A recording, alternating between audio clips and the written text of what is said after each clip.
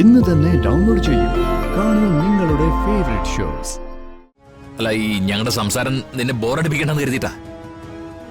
പക്ഷെ വിളിച്ചയാൾ അച്ഛനെന്തോ ടെൻഷൻ ഉണ്ടാക്കിയെന്ന് തോന്നുന്നുണ്ടല്ലോ. ഏയ് ഒന്നുമില്ലടാ, നീ വണ്ടി എടുക്ക്, പോ പോ പോ. ദേ ഈ കടലാസ് ഉണ്ടല്ലോ, അധികം വൈകാതെ എവിടെ അമ്മയുടെ കയ്യിലെത്തും. അച്ഛൻ അയക്കുന്ന ഡിവോഴ്സ് നോട്ടീസ്.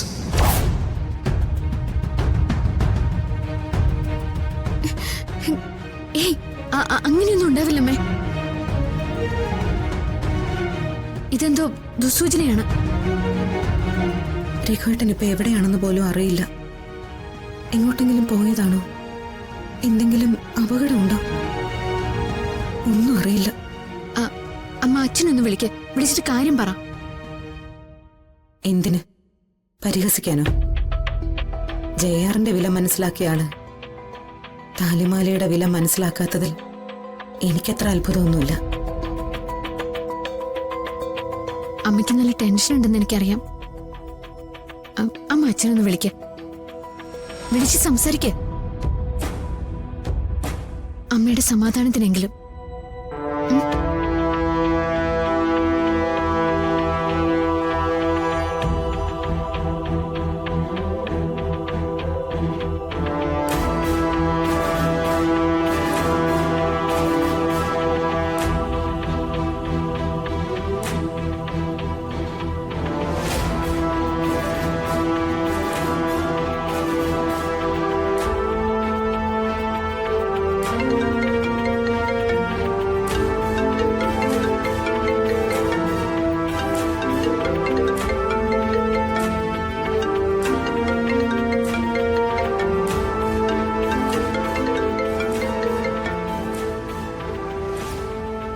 മോനെ, ജീവൻ നീ വണ്ടി ഒന്ന് ഒതുക്കിക്കേ. ഞാനൊന്ന് സംസാരിക്കട്ടെ. ഒരു അർജന്റ് കോളാ, നിർത്ത്.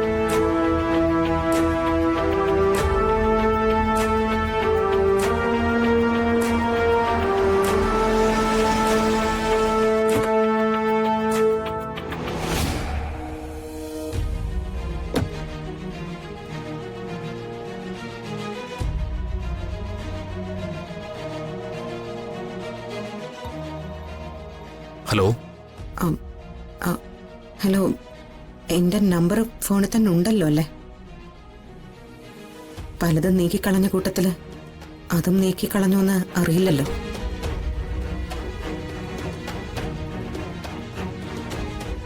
തിരക്കിലാണോ? എങ്കിൽ ഞാൻ പിന്നെ വിളിക്കാം. തിരക്കൊന്നുമില്ല, താൻ പറ.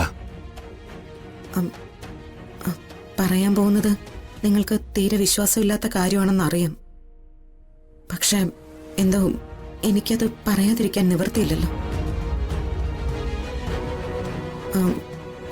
കുറച്ചു മുൻപ് എന്റെ താലിമാല പൊട്ടി വീണു.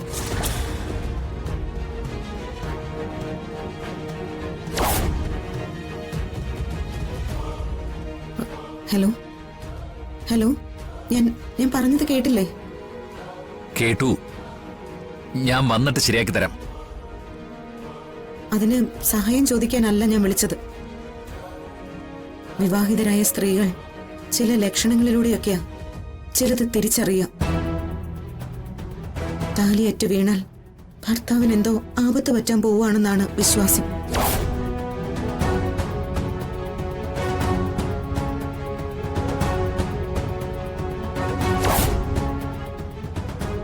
അത് ഞാൻ അറിയിച്ചല്ലേ പറ്റൂ. സൂക്ഷിക്കണം.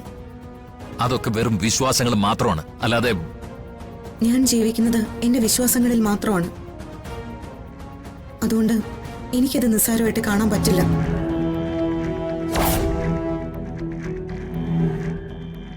ഞാൻ പറയാനുള്ളത് പറഞ്ഞു.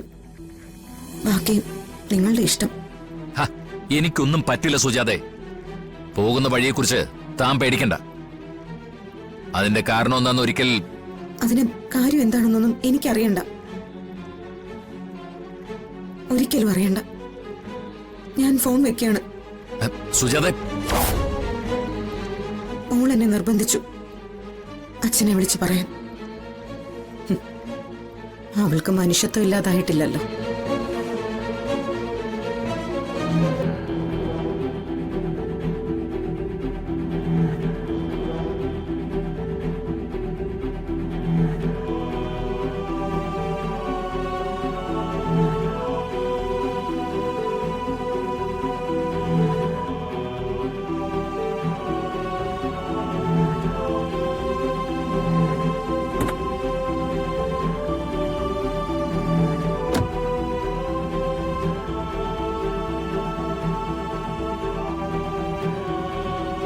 അച്ഛാ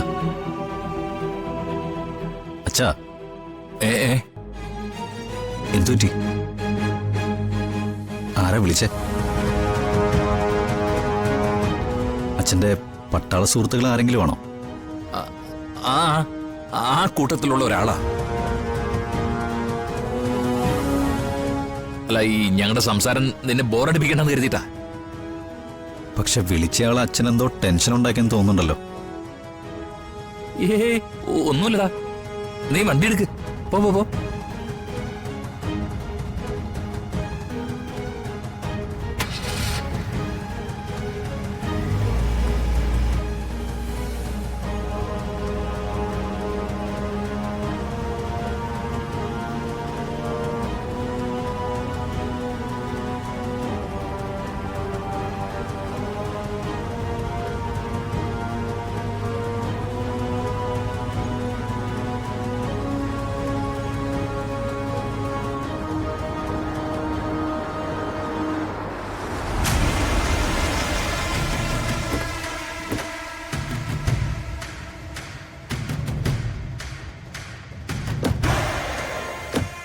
അച്ഛാ, തൽക്കാലം ഇത് നമുക്ക് ചുളു വിലയ്ക്കാ കിട്ടിയത്.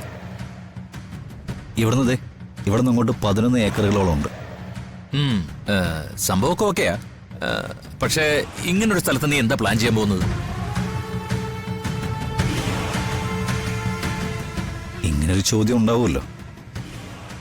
ഇങ്ങനൊരു സ്ഥലത്ത് എന്ത് പ്ലാൻ ചെയ്യണം? ഇങ്ങനൊരു സ്ഥലത്ത് സാധാരണഗതിയിൽ ആരും പ്രതീക്ഷിക്കാത്തൊരു പ്രൊജക്ട്.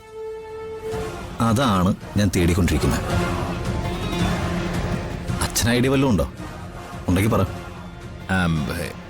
എന്നാലും നീ വാ, നോക്കട്ടെ.